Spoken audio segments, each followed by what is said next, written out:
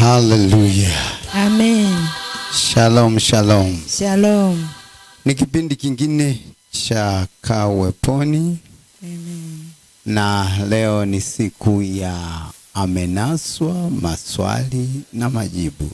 Amen. Haya, kama huelewi tufuatilie.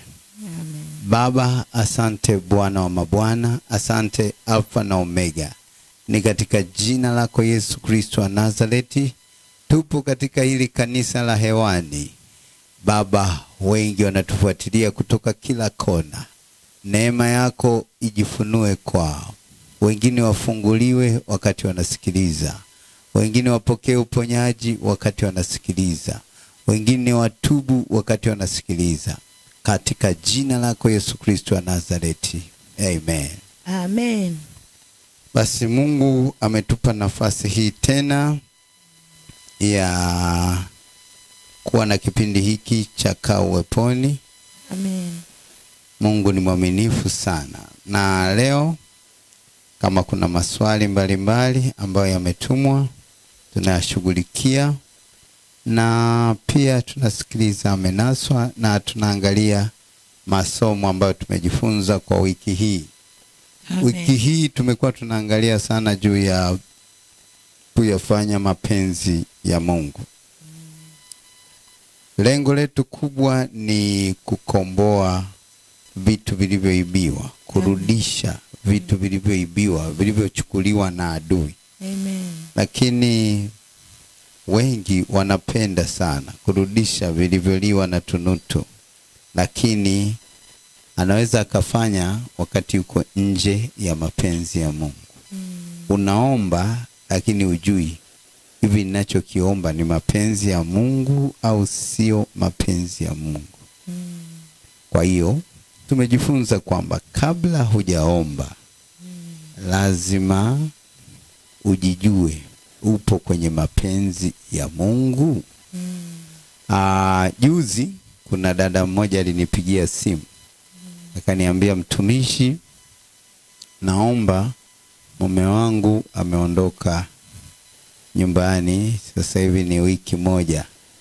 Naomba tuombe tumfarakanishe na yule mwanamke aje arudi hapa. Alinipa maelekezo kabisa niombe maombi gani. Lakini sio kwamba lazima ufarakanishe. Wewe unajua ni nini kinaendelea kwenye ulimwengu wa roho. Ni kurudi kwenye mapenzi ya Mungu. Amen. Inawezekana kuna jambo iko roho fulani ambayo inaendelea kutenda kazi kwa siri. Nikamuuliza tu, huyo mume wako, ikaonekana kumbe hata yeye sio mume wake. Ni kama yule mwanamke ambaye alikutana na Yesu. Yesu akamwambia, hata huyo uliye naye sio wa kwako. Sasa ikakazana kamfarakanishe na yule. Nikasema wewe unatakiwa uingie kwenye rehema. Uhusiano wako na huyo mume wako ulianzaje, ukoje na nini kinaendelea? Sasa unapokuwa katika maombi ya rehema, Mungu ataanza kukufunulia mambo ya ajabu. Na mwingine ameniandikia message leo na alikuwa ananipa maelekezo ya design hizo. Najaribu kukuelezea juu ya kujua mapenzi ya Mungu ni kitu cha msingi sana sana. Kujua mapenzi ya Mungu.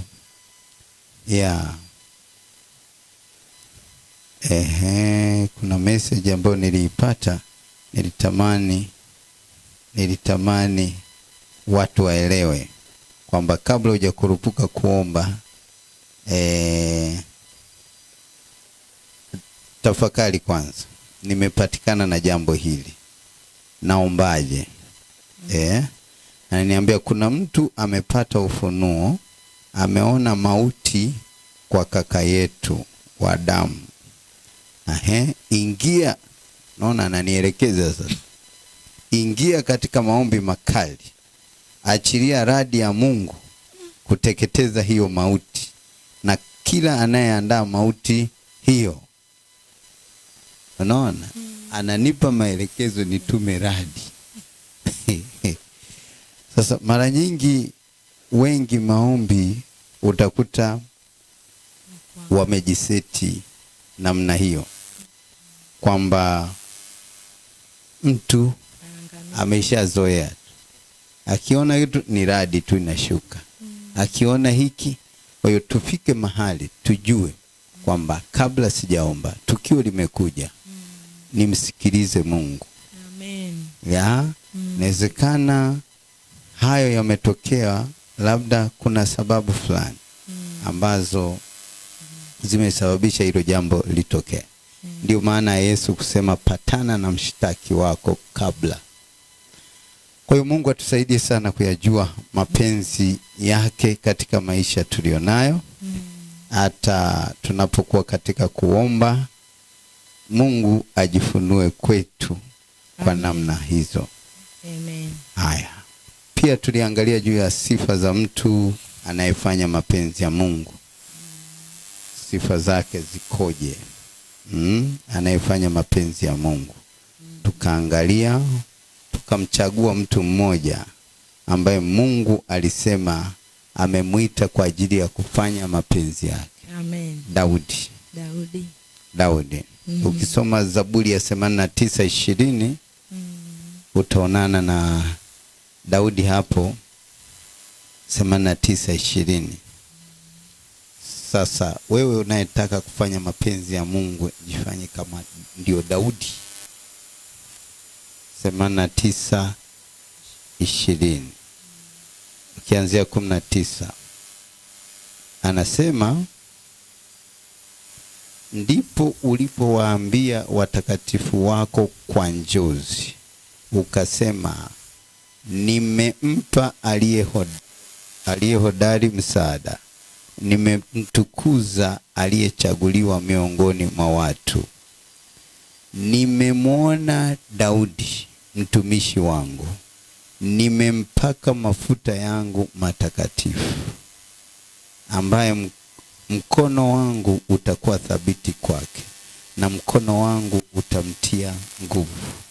Adui hatamwonea, wala mwana wa uovu hatamtesa, bali nitawaponda watesi wake mbele yake. Nitawapiga wanaomchukia. Uaminifu wangu na fadhili zangu atakuwa nazo, na kwa jina langu pembe yake itatukuka. Kuna vitu ambavyo Mungu anavifanya kwako kwa sababu tu umesimama kwenye mapenzi yake. Amen. Sio kwa kuvilazimisha. Unaona? Ni Mungu anayekutukuza. Kuna watu wanatamani kujitukuza wao wenyewe, kwamba nipate sifa, nionekane, nijulikane, yani anapambana. Kuna vitu wewe ng'ang'ana na kufanya mapenzi ya Mungu. Amen. Mungu atavifanya mwenyewe. Amen. Anasema, nimemwona Daudi mtumishi wangu, nimempaka mafuta yangu matakatifu. Kumbuka, alipokuwa anapakwa mafuta, hakusema nipake mafuta, baba nipake mafuta. Alikuwa kwanza yuko zake huko kuchunga ng'ombe. Unaona? Kuchunga kondoo. Huku watu wanahangaika, labda ni mimi, na mimi nipakwe. Wengi wanatamani kufanya vitu yani kama kumhamasisha Mungu. Unataka Mungu afanye kitu kwako, hebu jifunze kufanya mapenzi yake. Amen. Muulize tu Mungu, hivi mapenzi yako nini? Mafuta yatakuja tu.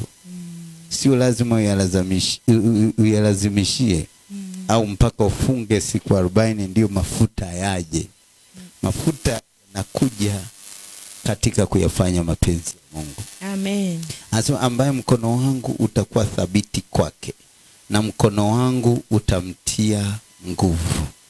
Adui hata muonea, wala mwana wa uovu hata mtesa. Bali nitawaponda watesi wake mbele yake. Nitawapiga wanaomchukia. Sasa wewe umekazana kuandika watesi majina. Anasema nitawapiga. Ni Mungu. Wewe unachotakiwa, unajua kwenye jambo lolote lazima ujue nafasi ya Mungu ni ipi na nafasi yako ni ipi. Amen. Mungu anaposema nitawapiga watesi, nitawapiga wanaomchukia, sio kazi yako kuorozesha wanaokuchukia au wanaokutesa na kuanza kuwapiga. Wewe kazi yako hapa ni kuyafanya mapenzi ya Mungu. Amen. Hizo kesi zingine Mungu atashughulika nazo. Anasema uaminifu wangu na fadhili zangu atakuwa nazo. Na kwa jina langu pembe yake itatukuka. Naona. Amen. Nitaweka mkono wake juu ya bahari na mkono wake wa kuume juu ya mito. Yeye ataniita wewe baba yangu, Mungu wangu na mwamba wa wokovu wangu. Amen. Yani ndani yake atasikia hivyo tu kumuita namna hiyo. Nami nitamjalia kuwa mzaliwa wangu wa kwanza, kuwa juu sana kuliko wafalme wa dunia. Hata milele nitamwekea fadhili zangu na agano langu litafanyika amini kwake. Kwa hiyo kuna vitu ambavyo kadiri unapofanya mapenzi ya Mungu ndivyo Mungu anavyofanya upande wako.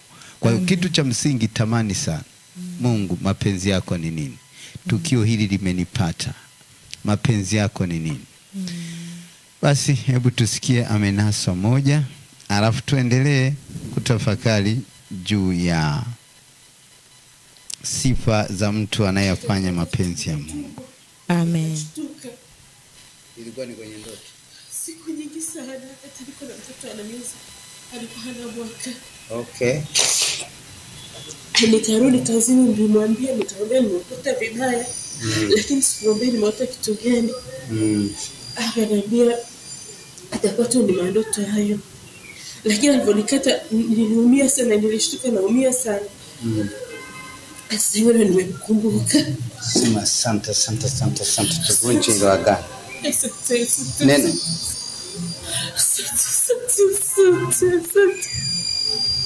Kuza Mungu tu. Yes. Moko sakata. Hicho kilichofanyika kwenye tu. Navunja hilo agano. Nene. Nena. Nguvu za Mungu zipite. Navunja hilo agano. Hallelujah. Ako ni kafupi tu, lakini kana ujumbe mzito sana ndani yake. Huyu mama alikuwa anasema alijifungua mtoto mmoja, lakini tangu hapo hapati watoto. Kila akifanya hili na lile hapati watoto na hana shida. Sasa tukaanza kuomba. Naona wakati tunaomba, wakati naendelea kuomba naye akakumbuka ndoto aliyoiota zamani sana, ikaletwa wakati tunaendelea kuomba. Ndio akawa ananisimulia hapo kwamba niliwahi kuota baada tu ya kujifungua yule mtoto wa kwanza. Niliwahi kuota rafiki yake mmoja wanayefanya kazi naye alikuja akamtoa kinyama fulani kwenye tumbo. Anasema alisikia maumivu makali sana kwenye ndoto. Lakini aliposhtuka akaona ni ndoto. Akaenda kumsimulia yule ambaye alimuona kwenye ndoto. Nimekuona, nimeota kitu kibaya sana leo. Akasema hayo ni mandoto. Chana na mandoto, yafute kabisa mandoto. Sasa wakati namuombea hiyo ndoto ikaja. Akasema nimeota hiki. Kwa hiyo kuna wakati mwingine Mungu huwa anatupa taarifa, lakini unaweza kaipuuzia. Lakini unapoingia kumtafuta Mungu, kuomba, Mungu anakufunulia kitu. Anakufunulia kitu ambacho kilishafanyikaga muda mrefu. Sasa anapofunua namna hiyo, tayari huo ni ujumbe kwamba hili tatizo unalolipitia chanzo chake ni hiki. Sasa wengi wanashindwa kuhusianisha ninachokiomba na hiki vina uhusiano gani. Sasa ndio maana tukiwa katika maombi, taarifa yoyote unayoipata ni vizuri ukawa makini nayo, kana Mungu ndio analeta majibu hapo. Lakini sasa unakuta wengine haelewi. Ndio maana napenda kuwafundisha watu kwamba Mungu anaongea sana sana kwa kupitia matukio, kwa kupitia hiki na kile utapata taarifa zako. Na kweli tulipoanza kuliombea tumbo lake alitapika sana. Kaanza kutapika na tapika. Kumbe kuna kitu kilifanyika ambacho kimemtesa karibu miaka 10. Na taarifa alishaipata lakini hakuifanyia kazi. Kwa hiyo tunapokutana na changamoto kama hizo au unapokuwa katika maombi, ni vizuri kuwa makini. Au kitoka kuombewa. Nilikuwa namuombea mama mmoja juzi. Wakati namuombea, aliporudi nyumbani usiku akakuta kama mwizi amevamia, akapigana naye sana mpaka asubuhi. Kumbe kile yeye aliomba, kuna vitu vilikuwa vinaibiwa dukani. Sasa tulipoomba, Mungu akayafunua kwenye ndoto. Mlipokuwa mnaomba, nini kilifanyika? Kuna mwizi kwenye ulimwengu wa roho alikuwa anaiba vitu. Kwa hiyo ni vizuri sana kusikia vitu vya namna hiyo na kuwa makini. Nini kinaendelea? Amen. Na unapoisikia sauti ya Mungu inakusaidia kwamba kuna kitu kimefanyika. Kuna jambo limefanyika. Kwa hiyo watu wajue kwamba Mungu huwa anaongea, na taarifa zozote zinazokuja usiseme tu ni mandoto tu. Kila ndoto ina maana na ina kusudi kwenye maisha yako. Amen. Haya. Leta amenaswa nyingine. Kwamba Anatafakari watoto.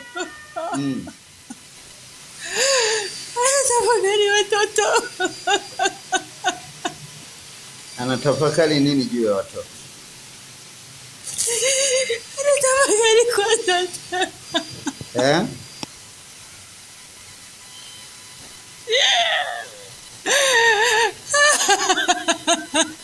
Nguvu za Mungu repemeseketenisha mambe. Kuna nini kinaendelea kwa watu? Sana watoto. Kwamba anajiuliza kwa nini baba yuko vile. Anatafakari watoto. Anatafakari watoto. Na hiyo imezuiaje macho yake kuona? Anasema nisingekuwa hivyo, lakini ndio nimekuwa.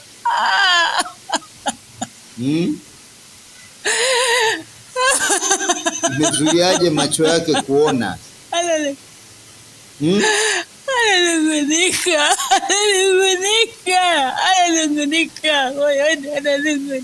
Kwa hiyo manunguniko yamezuia kuona tena. hawezi kuona tena.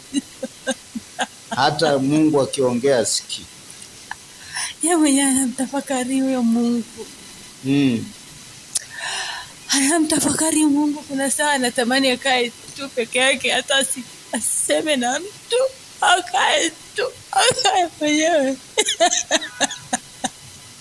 Mikanaka mosoto no. Repemeseteniza manda. Kusudi la Mungu lisimame. Kwa jina la Yesu Kristo wa Nazareti. Naondoa hayo manunguniko, naondoa hayo mawazo. Kusha kila fikra ipate kumtii Kristo. Kwa jina la Yesu Kristo wa Nazareti. Hallelujah. Amen. Huyu alikuja na swali moja tu. Mbona siku hizi sioni maono? Kwa kawaida huwa naota ndoto, napata maono, napata maelekezo, lakini sijui nini kimetokea, sioni maono tena. Sasa anza kuomba, kuonekana kwamba anatafakari mambo ya kifamilia sana. Kwa nini hili limetokea? Mbona hiki kimekaa hivi? Alafu anasema pia anamtafakari huyo Mungu.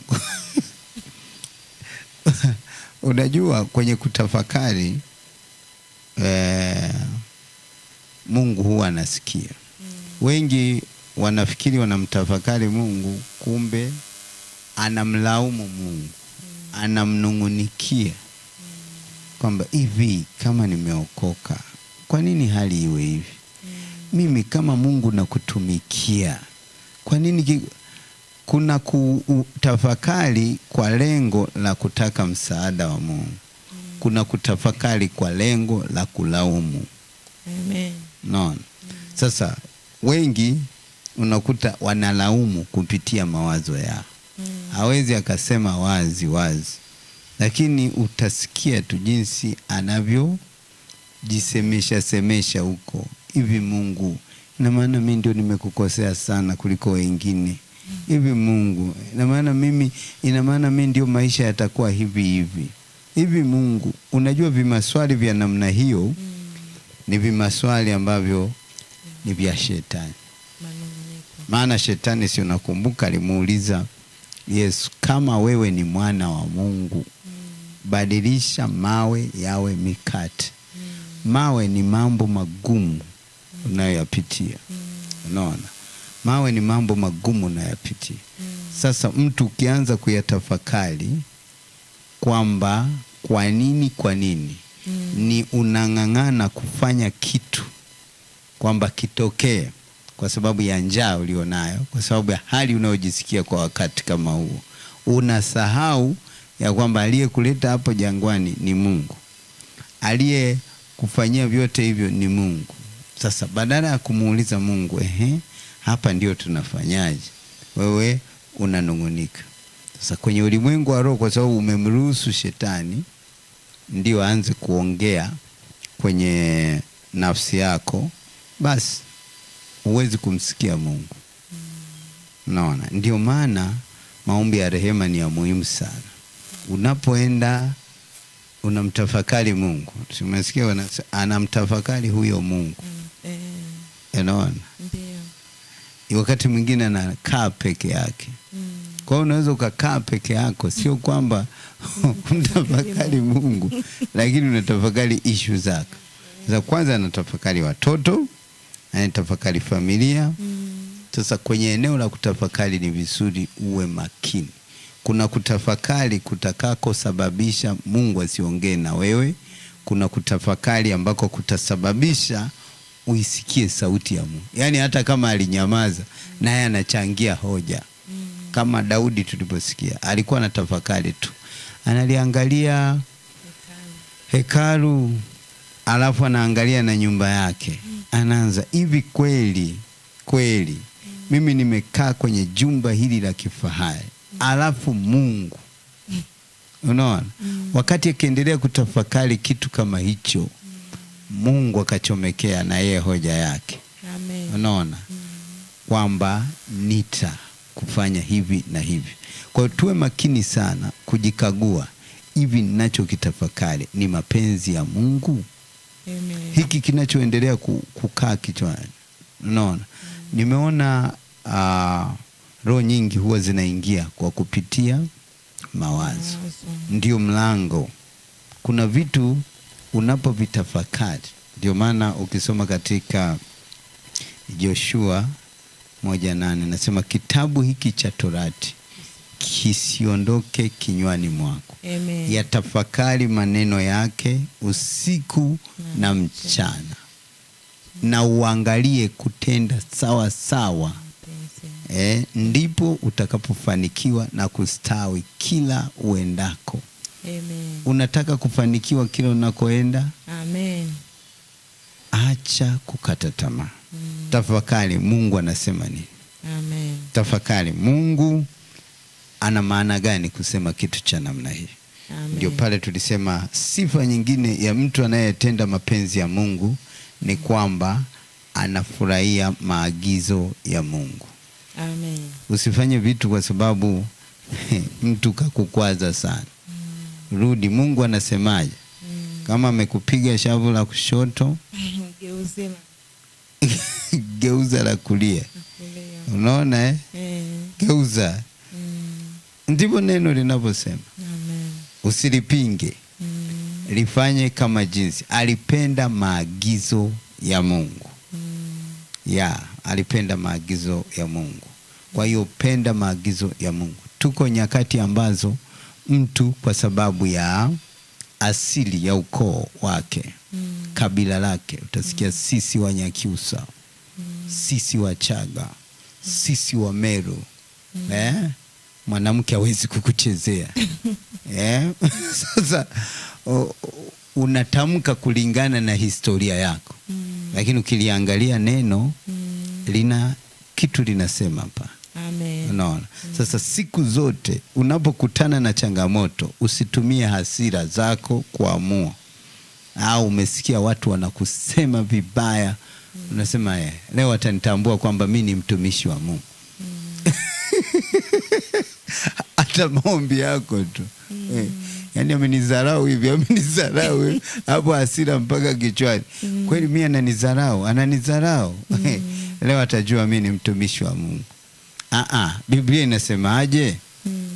Kama wamekuudhi, barikini wanaowaudhi, wala msilaani. Sasa hicho cha kulaani unakipata wapi? Hajalishi neno la Mungu ni gumu, wakati mwingine maagizo ni magumu. Utasikia mtu mwingine hapana, hii haiwezekani. Kwa nini haiwezekani wakati neno la Mungu ndio linavyokuagiza? Penda maagizo ya Mungu. Amen. Nilikuwa naongea na baba mmoja jana. Alifanywa vitu vibaya sana na mke wake na mambo mengi. Alikuwa anaumwa mpaka anaugua akiwaza mambo aliyofanyiwa. Nikamwambia hapa hutoki. Hata ungekemea kiasi gani, anza kuomba rehema. Amen. Inawezekanaje kwa yule mwanamke?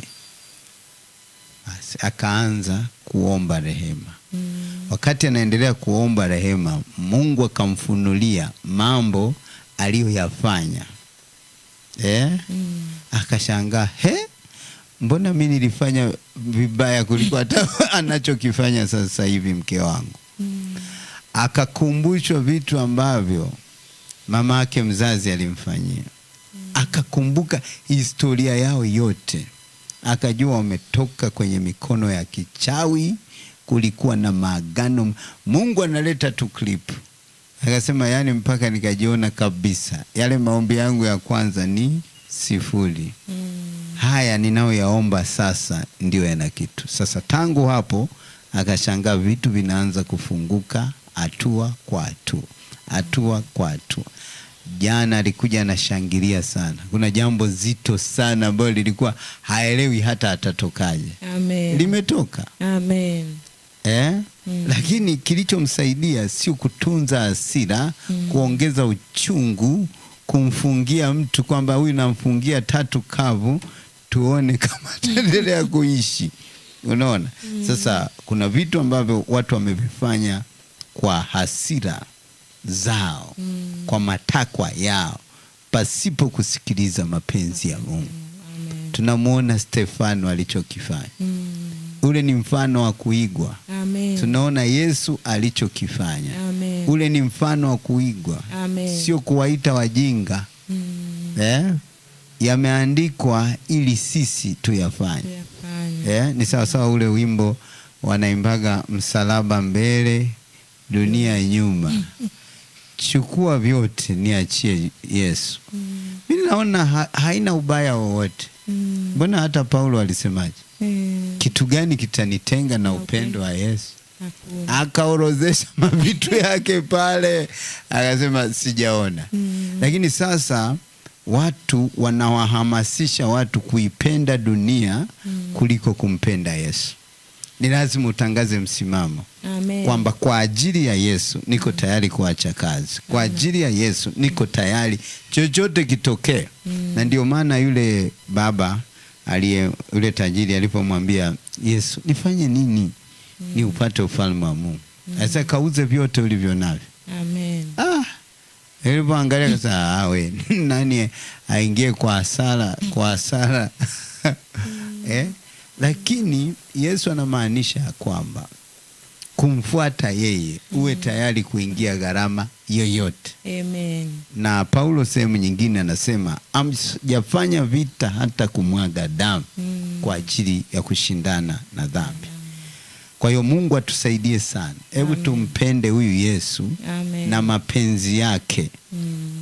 Nilieleza gharama za kufanya mapenzi ya Mungu kwamba kuna gharama.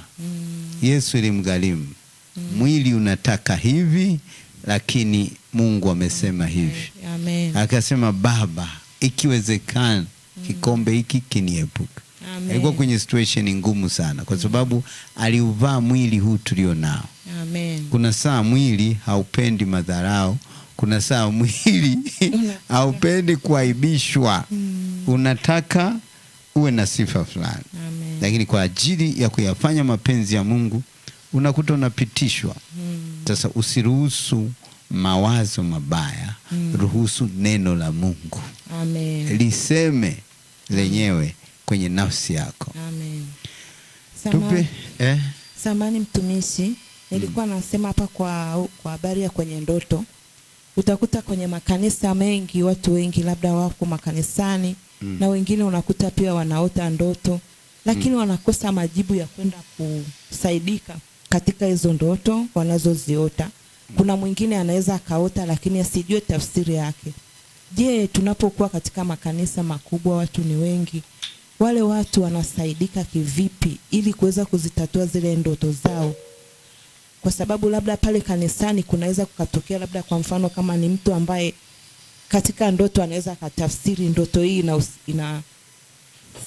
inasema hivi au inahusu hivi. Sasa unakuta mtu mwingine ameota ndoto lakini anashindwa jinsi ya kutafsiri ile ndoto.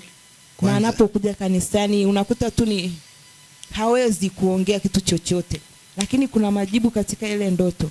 Je, watu kama hao wanapokuwa kama makanisani wanasaidikaje?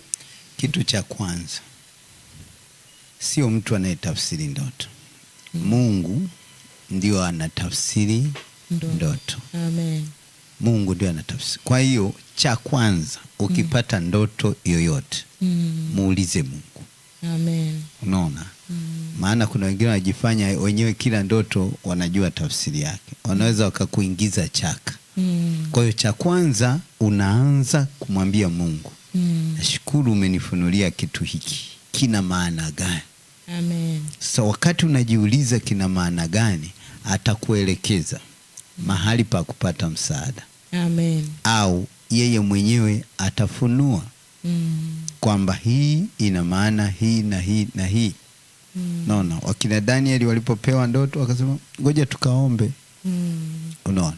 Kwa hiyo katika kupata tafsiri usiwe mwepesi sana kutoa maana yake. Wengi wametoa maana tofauti. Na mwingine nilikuwa namuombea alisukumwa kwenda mahali, lakini akasema kwani mimi siwezi kutoa tafsiri yenyewe? Akaanza kujitafsiria anavyojua mwenyewe. Sasa tulimdanganya tukampa tafsiri sisi. Kwa hiyo unaweza ukapewa tafsiri yako. Kwa hiyo ni vizuri kwa unyenyekevu wote mwambie Mungu, sijui chochote. Naomba nijulishe ukweli wa jambo hili ni nini. Nisiende kwa akili zangu. Na ukitulia mbele za Mungu, Mungu atakufunulia tu. Amen. Kwamba hiki kina maana hii. Kwa hiyo unapopata ndoto, kitu cha kwanza cha muhimu sana, ujua kwamba Mungu ndiye mwenye majibu. Kwa hiyo kama unapopeleka mahitaji mengine, jibu linaanza kutoka kwa Mungu. Amen. Yeye ndio anaweza akakuelekeza nini cha kufanya au akakupa maelekezo mengine yoyote ukasikia ndani yako. Tupe amenaso nyingine.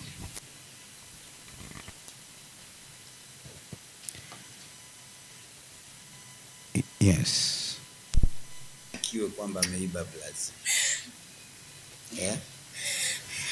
Kwa nini? Tunamshtaki ndio.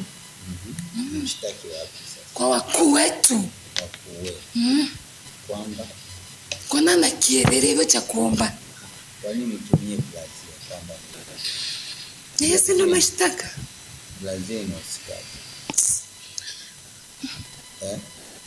Na huyo mkuu akamshika chini. Alikuwa na maana gani? Unajua kuna agano aliweka. Kwamba Amemwekea agano. kwenye kiuno chake. Agano gani? Yaani hata hapo alipo kiuno kinamuuma bala. Mnasemaje? Ana nini? Leo mnasema. Nafunga mdomo. Mnasema kila kitu. Ana moto. Ameshatuchomea watoto wetu. Ametuguzia waume zetu.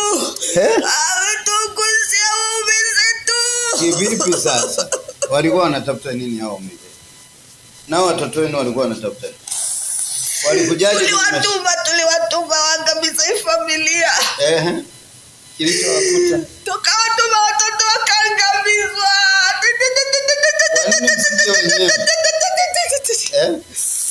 Kila tukija tunashindwa.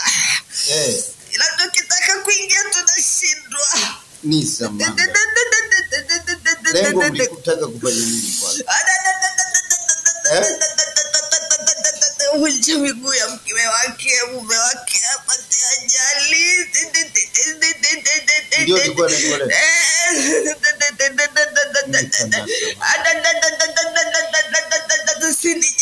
Ni jeshi. Hata Yesu alikutana na jeshi. Kwa nini ameangamiza watu wetu? Kwa nini amechoma watu wetu? Kwa nini anawachoma? Hadi tutaibika. Nika Musa tata. Haya. Unajua mimi? Wewe ni nani? Wewe ni Malkia. Malkia wapi? Malkia wapi? Huko. Wa wapi? Huko chini. Sasa umekuja kutafuta nini kwao? Kuongeza nguvu kwa watu wangu. Uongezea nguvu watu wako. Umepita-pitaje mpaka ukawepo hapa? Umepita-pitaje mpaka ukaingia kwake? Huyu ana shida. Sasa ingia kwenye mlango. Kwenye? Kwa nani? Mume wake. Sasa umekamatwa sasa. Moto upite. Malizia na kuchoma kila una. Nateketeza vitu vyako.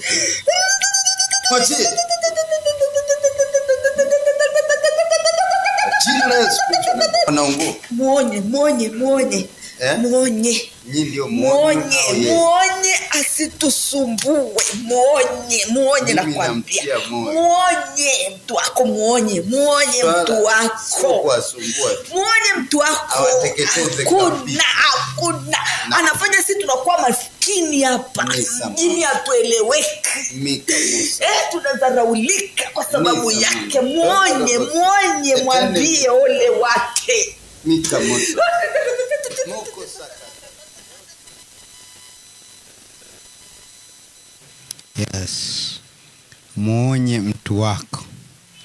Wakati mtu wako mwenyewe anakuja na lalamika asema nateseka, naonewa, nanyanyaswa. Wakati saa hiyo amejeruhi watoto wa watu, amejeruhi waume. Kwa hiyo ni vizuri tukajijua sisi ni kina nani katika ulimwengu wa roho. Unaona wanavyolalamika, wanasema amesababisha tunadharaulika mtaani huko. Kwa hiyo ni vita katika ulimwengu wa roho. Tunapoomba, tunapomtafuta Mungu, kuna watu hawapendi. Kwa hiyo ukishajua ni vita, ni lazima ujue namna ya kupigana. Hapa wanasema sisi ni jeshi. Na Biblia inatuambia kabisa kushindana kwetu si juu ya damu na nyama, ni juu ya pepo wabaya, wakuu wa giza, wafalme, majeshi ya pepo wabaya. Kwa hiyo walikuwa wamepanga mume wake apate ajali, lakini akaja Malkia kuwatia nguvu, kuwaongezea nguvu wakati wamezidiwa huko. Kwa hiyo ni vizuri sana. Na nikauliza wanapita pitaje? Akasema wana shida lakini wanapitia kwa mume wako. Mume wake. Kwa hiyo ni vizuri sana. Anaweza kawepo mtu wa karibu ambaye anakuudhiuzi, anakuletea yani maudhi, makwazo. Wewe unaona huyu ndio ananisema kwa nini, lakini kumbe anatumika maksud. Unajua mtu wa karibu sana na wewe ndio rahisi kukukwaza. Mtu mwingine mvuta bangi ukikutana naye hapa akikupush unasema hawa nao unaacha. Lakini mtu mwingine akupitishie yani wewe umenifanyaje? Umefanya nini? Kwa hiyo vitu vya namna hiyo. Hata Yesu ili wamkamate vizuri walimtumia mtu wa karibu sana, mwanafunzi wake Yuda. Kwa hiyo Mungu atusaidie sana kwamba tujitahidi. Watu wa karibu wasije wakawa sababu ya makwazo au kutofanya mapenzi ya Mungu. Unaweza ukaacha kufanya kitu cha kimungu kwa sababu ya mtu wako wa karibu. Jua namna ya kushinda hilo jambo ili adui asipate nafasi. Amen. Kuna nyingine yoyote? Sindi unangana unafuta nini? Ndio watu wasiende. Sasa akiwaambia watu nini kinatokea kwa haribu ofisi muso na kirere. Sasa yeye anaingilia mambo ya wanafuta nini? Ameota yuko anafunga vitu kwako. Ina maana bado ulikuwa umemshikilia. Sasa kamata hiyo nafsi tu. Kwani kitaka sina tu mtu anaenda mkamata tu. Umeikamataje sasa kwake? Umeikamataje hiyo nafsi kwake? Si watu wangu wanaenda pale. Wanaenda. Watu wangu wanaenda. Wakienda kwake? Sina yana kirere. Mkamata nafsi yake. Unaikamataje sasa? Katika kuongea kwa wanaongea. Si katika maongezi yao wanakamata. Kukamata si yana moto, unawezaje kuchukua nafsi ya mtu wakati anaongea? Si moto wa Mungu uko ndani yako. Unawezaje kuichukua? Unaichukua wakati gani? Remetenisa mama. Na kwa nini umelenga hivyo vidole? Hapa kwenye vidole. Report. Leo nakunyang'anya kila kitu kwa jina la Yesu Kristo wa Nazareti. Ulivyomtumia yatosha. Utafanikiwa tena kugusa hicho kitu chake. Rudisha. Mlimfilisi sana. Lakini sasa ni wakati wa marejeo. Mungu anarudisha kila kitu. Kila kitu mlichochukua. Vinarudi. Kwa damu ya mwana kondoo. Vinarejeshwa. Yaani una kirere wewe. Sita moto. Tafuta tu mika. Acha kufuata mambo ya watu. Wote wanaishi. Mika mosa kata. Kwa nini watese watu kiasi? Kubeba vitu vyao vya thamani. Pao na karama vimejaa hapa. Karama sakata. Sasa vya huyu ugusi hata kimoja. Achia yote. Chochote ulichowahi chukua ambacho bado umekishikilia, achia mkono. Roto no mokota. Mweza wa kifalme. Kwa damu mwana kondoo. Kila kilichoshikiliwa kwenye maisha yako kinaachiwa sasa kwa damu ya mwana kondoo na utakasa mkono. Haleluya. Amen. Haya, huyu aliota ndoto, yuko kwenye madhabahu fulani nyumbani kwa huyo mtumishi, anafungasha vitu huko, ni kama anafanya shughuli fulani. Kajiuliza shida ni nini? Sasa wakati tunaomba ndio vitu vinafunuka hapo kwamba alituma watu wamfuatilie. Alikuwa nasali kwenye hiyo madhabahu, lakini kwa vitu ambavyo vilifanyika kwenye maisha yake akaona pale mahali sio sahihi. Sasa kila anapokutana na watu anawaambia, jamani, huko mnako kwenda mwenzenu nishapita pale, nimekaa, nyinyi ndio kwanza, lakini mimi nimefika, nimekaa miaka kadhaa, yaliyonipata ni haya na haya. Sasa wakati anatoa shuhuda kama hizo akiwaelezea watu, kumbe kuna wengine wanatumwa kwa lengo la kukamata nafsi yake na kuirudisha kule. Sasa ndio maana unapoongea na mtu ni vizuri ukajilinda sana. Kuna wakati mwingine unaweza kuongea kwa uchungu sana au kwa hasira mali, kwa sababu ya mahali pale walivyonifanyia ni hivi na hivi. Ukiwa katika hali ya hasira unaweza kadakwa tena ukarudishwa kule kule. Kwa hiyo kitu hapa kinachotakiwa ni kwamba hata kama ulipita mahali pagumu sehemu fulani, usiweke yale machungu moyoni mwako. Achilia. Unaona?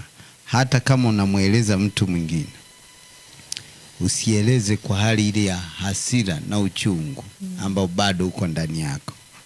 Vile vitu vinaweza vikakukamata, kukurejesha kule kule. Na Biblia inasema umetegwa kwa maneno yako. Sasa kuna wakati unakuta mtu ana chuki na mtu kwa sababu ya vitu alivyowahi kufanyiwa na yule mtu. Sasa wakati anaelezea, kumbe tena akakamatwa. Ndio kwenye ndoto akajiona yuko kule kule anako kupinga, anakopambana nako, akajikuta yuko kule kule. Kwa hiyo inapotokea kitu cha namna hiyo, ni kuomba rehema na kujitoa kwenye mazingira kama haya. Amen. Kwa hiyo nafsi za watu zinawindwa. Uwe makini sana, usimpe ibilisi nafasi. Amen. Na kazi ya Roho Mtakatifu ni kuzijenga nafsi zetu. Kwa hiyo Mungu atusaidie sana katika maisha yetu ya kila siku. Amen. Tuyafanye mapenzi ya Mungu. Nilikuwa narudia sifa za mapenzi ya Mungu.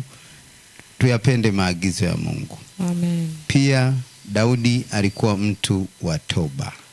Mtu wa kugeuka na kuacha kile alichokuwa anakifanya. Kwa hiyo inakusaidia sana. Amen. Pia hakuwa na aibu. Ndio vitu ambavyo tuliviangalia kwa ajili ya Mungu. Alifanya akiona kwamba anayemfanyia ni Mungu, sio mtu. Amen. Watu wengi wamenyang'anywa baraka zao au wameacha kuyafanya mapenzi ya Mungu kwa sababu waliona aibu au waliona fulani atasemaje. Hivyo wakiniona watasemaje? Haufanyi ili watu wakuone. Unafanya kwa ajili ya Mungu. Amen. Kwa hiyo ukitaka kuyafanya mapenzi ya Mungu uwe makini sana. Amen. Kwa hiyo tunaona hapa katika Zaburi ya 31 anasema, nimekukimbilia wewe Bwana, nisiaibike milele. Kwa haki yako uniponye. Mara nyingi ninapoona kitu cha aibu kinakuja kwenye maisha yangu, haya ndio maombi yangu. Kwamba nimekukimbilia wewe Bwana, nisiaibike milele. Nilichokuwa nakifanya ilikuwa niko kwenye mapenzi yako. Nilipokuwa nafanya hiki nilifanya kwa maelekezo yako. Kwa hiyo aibu sio sehemu yangu. Amen. Badala ya kusema nitaaibika, kwa hiyo heri nisifanye. Hapo unakuwa umetii mapenzi ya mtu, sio mapenzi ya Mungu. Lakini unapofanya mapenzi ya Mungu, hata kama aibu inakuja, wewe unaomba maombi haya: nimekukimbilia wewe Bwana, nisiaibike milele. Kwa haki yako uniponye.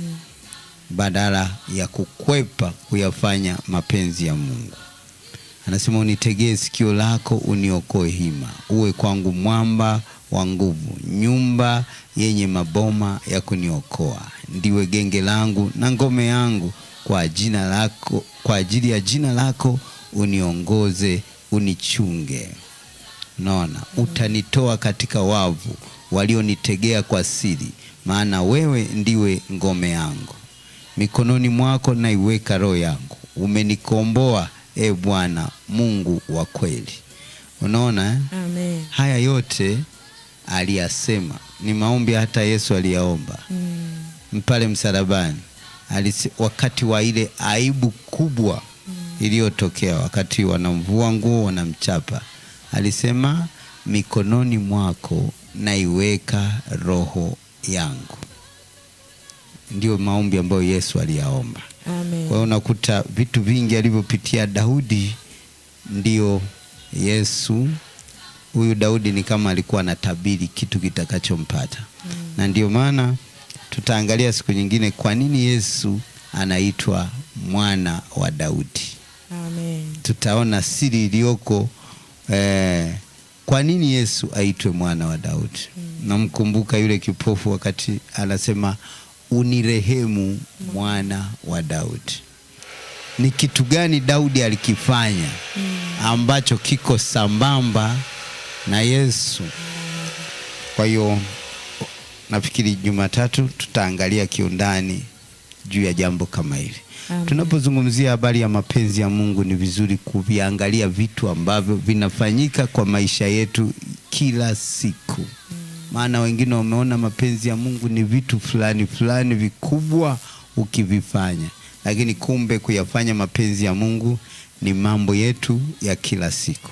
Naamini kupitia hizo amenaswa na maswali mbalimbali tuliyoyajibu, utakuwa umejifunza kitu. Amen. Mungu akubariki sana kwa leo. Ulikuwa na mishonari wako Sajile Masika pamoja na mtumishi wa Mungu Esther Temba. Amen. Basi Mungu ni mwaminifu. Tuonane tena siku nyingine. Ili ni kanisa la hewani, linakufikia hapo hapo ulipo. Sijui umetukuta kwa YouTube, Facebook, radio, namna yoyote tutakufikia.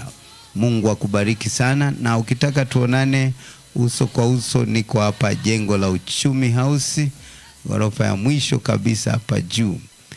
Uchumi House iko maeneo ya barabara ile ya Uhuru Road, katikati ya Friends Corner na Metropole. Hapa kuna maduka ya Voda Shop, duka la Voda Shop, ghorofa hilo hilo kwa juu utatukuta tumejaa tele. Barikiwe na Bwana. Tuonane wakati mwingine. Amen. Amen.